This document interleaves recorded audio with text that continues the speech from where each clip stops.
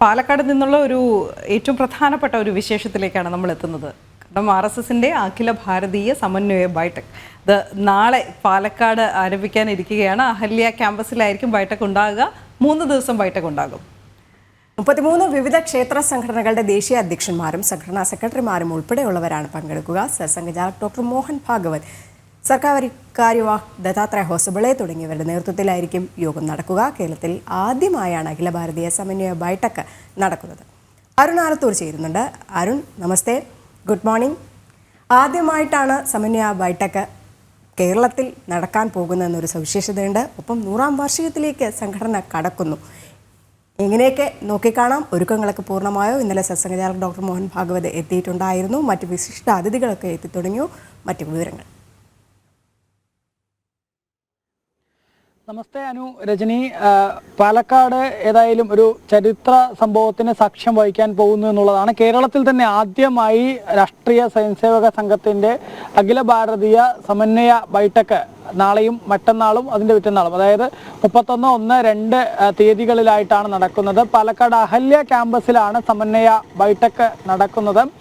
അഹല്യ ക്യാമ്പസിലെ 88 ഹാളിലാണ് ബൈഠക്. ഇതിനോടകം തന്നെ ബൈഠക്കിന് വേണ്ടിയുള്ള എല്ലാ ഒരുക്കങ്ങളും പൂർത്തിയായി കഴിഞ്ഞു എന്നുള്ളതാണ്. നേരത്തെ രജനി സൂചിപ്പിച്ചതുപോലെ തന്നെ സർസംഘചാലക് മോഹൻ ഭാഗവത് ഉൾപ്പെടെ നേരത്തെ തന്നെ അവിടേക്ക് എത്തിയിട്ടുണ്ട്. ഒപ്പം തന്നെ സർക്കാരിവാഹായ ദത്താത്രേയ ഹൊസബാളെ ഉൾപ്പെടെയുള്ള ആളുകളും എത്തിയിട്ടുണ്ട്. കാര്യകർത്താക്കളൊക്കെ ഇതിനോടകം തന്നെ ഈ ബൈഠക്കിൽ പങ്കെടുക്കാനായി എത്തിയിട്ടുണ്ട്. ഒപ്പം തന്നെ വിവിധ ക്ഷേത്ര സംഘടനകളായ BJPയുടേതായാലും BMSൻ്റേതായാലും ABVP, അതുപോലെ തന്നെ വിശ്വ ഹിന്ദു പരിഷത്ത് തുടങ്ങി 33ഓളം വിവിധ ക്ഷേത്ര സംഘടനകളുണ്ട്. വിവിധ ക്ഷേത്ര സംഘടനകളുടെ എല്ലാം ദേശീയ അധ്യക്ഷന്മാരും അതേപോലെ തന്നെ സംഘടനാ സെക്രട്ടറിമാർ ഉൾപ്പെടെ ഉള്ളവരാണ് ഈ ബൈഠക്കിൽ പങ്കെടുക്കുന്നത്.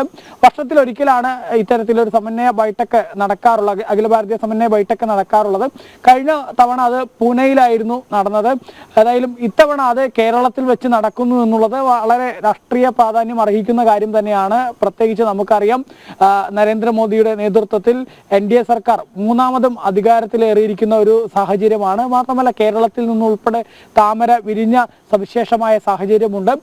അതോടൊപ്പം തന്നെ പാലക്കാട് അടുത്ത് തന്നെ ഉപതെരഞ്ഞെടുപ്പിലേക്ക് കടക്കാനിരിക്കെയാണ് ഇത്തരത്തിൽ രാഷ്ട്രീയ സ്വയംസേവക സംഘത്തിൻ്റെയും സംഘപരിവാർ സംഘടനകളുടെയും ഈ വിപുലമായ സമന്വയ ബൈഠക്, വളരെ പ്രാധാന്യം അർഹിക്കുന്ന സമന്വയ ബൈഠക് പാലക്കാട് വെച്ച് അഹല്യ ക്യാമ്പസിൽ വെച്ച് നടക്കുന്നത് എന്നുള്ളത് തന്നെയാണ് അതിൻ്റെ ഒരു രാഷ്ട്രീയ പ്രാധാന്യം എന്നുള്ളതാണ്. ഏതായാലും ഈ 3 ദിവസം നീണ്ടു നിൽക്കുന്ന സമന്വയ ബൈഠക്കിൽ ഈ ഓരോ സംഘടനകളും അവരുടെ പ്രവർത്തന റിപ്പോർട്ടുകൾ അവതരിപ്പിക്കും എന്നുള്ളതാണ്. മാത്രമല്ല ഭാവി പദ്ധതികൾ, ഭാവി പരിപാടികൾ തുടങ്ങിയ കാര്യങ്ങളെക്കുറിച്ചൊക്കെ വിശദമായ ചർച്ച നടക്കും എന്നുള്ളതാണ് നമുക്ക് മനസ്സിലാക്കാൻ സാധിക്കുന്നത്.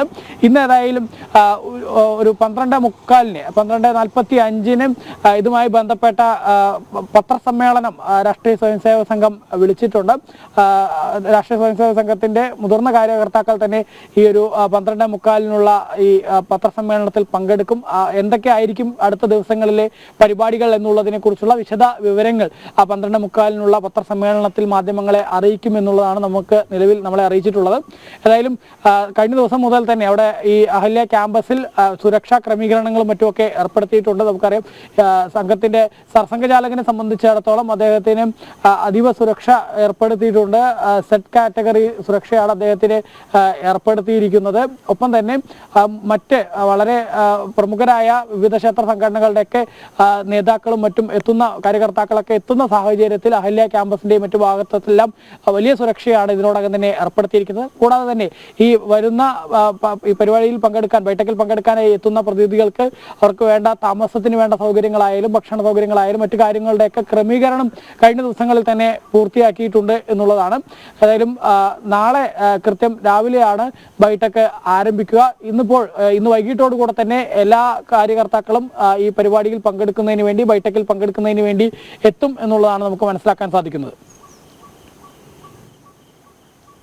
നാളെ പാലക്കാട് തുടക്കമാവുകയാണ്. ആദ്യമായിട്ടാണ് കേരളത്തിൽ സമന്വയ ബൈഠക് നടക്കുന്നത്. പ്രത്യേകത അത് തന്നെയാണ്. അതെ, അരുൺ സൂചിപ്പിച്ചതുപോലെ തന്നെ ചരിത്ര നിമിഷമാണ്. എന്തായാലും ഇനി എന്തൊക്കെ ആയിരിക്കാം കൂടുതൽ നോക്കിക്കാണേണ്ടത്, കൂടുതൽ പ്രവർത്തനങ്ങൾ എങ്ങനെയായിരിക്കാം, അതൊക്കെ തന്നെയായിരിക്കും പ്രധാന അജണ്ട. മറ്റൊന്ന് 100ാം വർഷത്തിലേക്ക് കടക്കുകയാണ് RSS എന്നുള്ളൊരു സംഘടന. അതുകൂടി ഈ ഒരു അവസരത്തിൽ നോക്കിക്കാണേണ്ടതുണ്ട്.